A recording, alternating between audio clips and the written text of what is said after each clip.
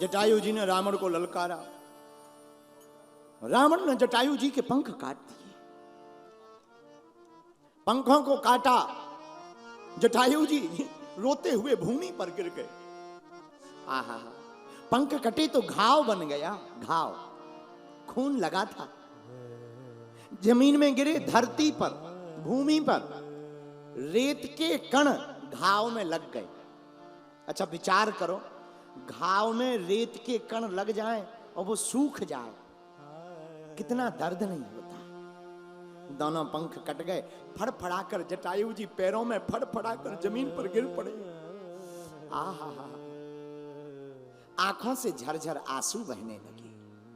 राम राम राम राम आर्तनाद करते हुए प्रभु श्री राम को पुकारने लगी।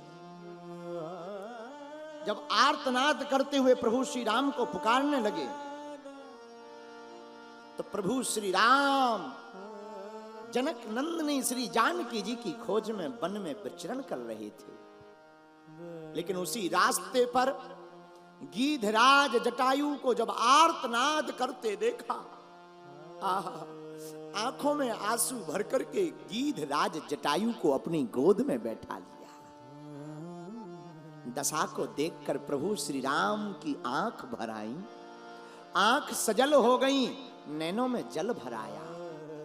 और नैनों में जल भरकर प्रभु श्री राम गीधी की गोद को, गीध को गोद में राज कृपा निधि नैन सरोजन में भरी बारो, बारही बार संहारत पंख जटायु की धूल लटन सोझारो।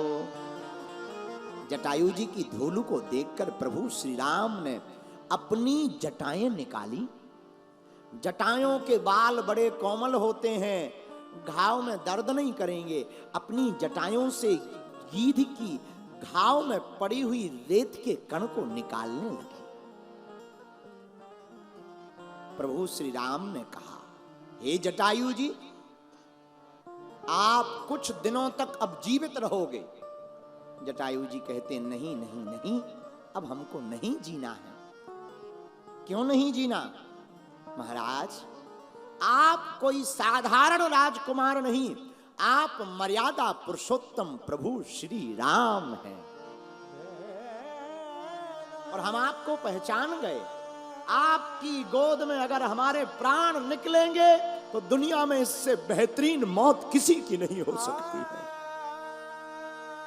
लोग तो तरसते हैं, जन्म जन्म मुनि जतन कराही, अंत राम कही आवत नाही।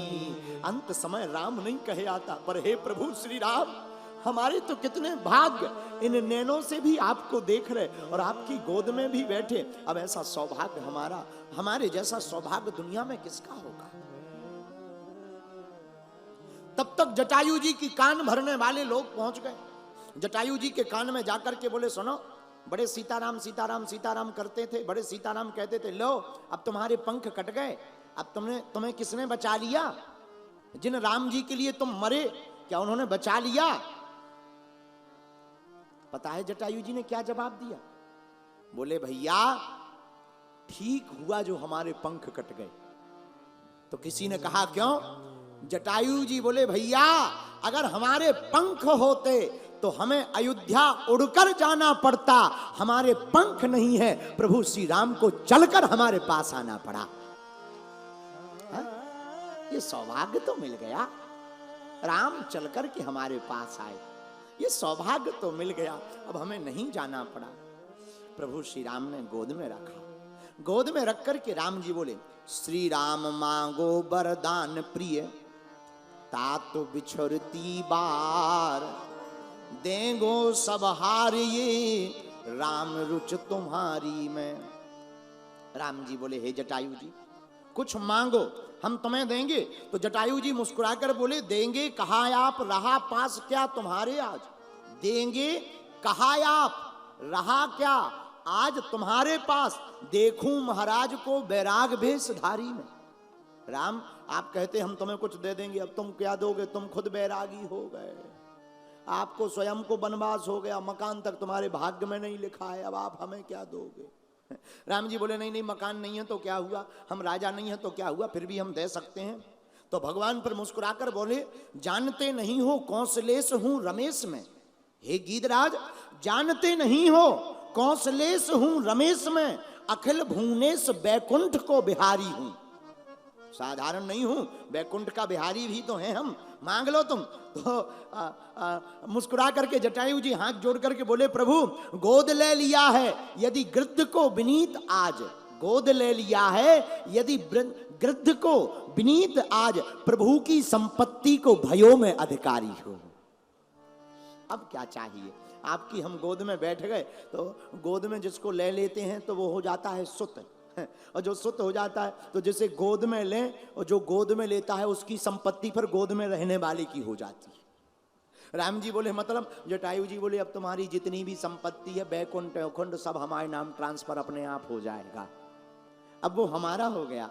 मुस्कुरा करके बोले, प्रभु श्री राम जय जयकार करने लगे। धन्य है मेरे प्रिय जनों, हम आपको इस कथा के मध्य से ये बताना चाहते हैं, जटायु जी ने प्रभु श्री राम के लिए रावण से लड़ गए, इसलिए उनका नाम अजर अमर हो गया और उन्हें भगवान की गोद प्राप्त हुई।